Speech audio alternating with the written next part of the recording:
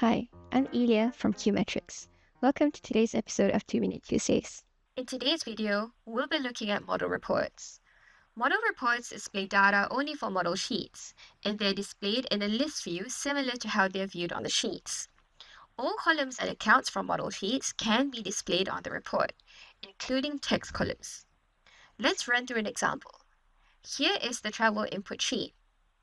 In the model builder, we can see that these are the different columns that are available on the front end of the sheet according to the different column types. There are a couple of text columns that are present on the front end of the sheet.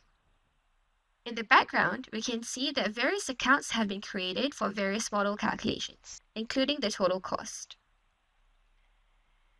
To create a model report, click on Add New Model Report. Expand the travel input sheet, and we're going to bring through the first 6 columns from the level name through to the travel date.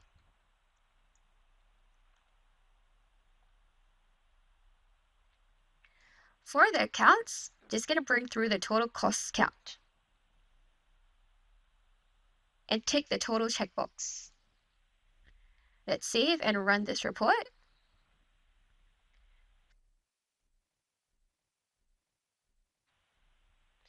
So there's no data on this report, and we just want to double check that the report is referencing the right version.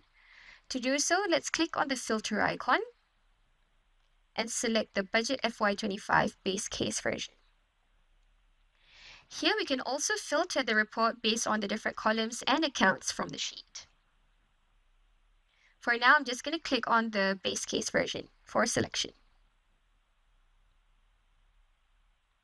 And here we can see the data from the travel input sheet coming through to this report.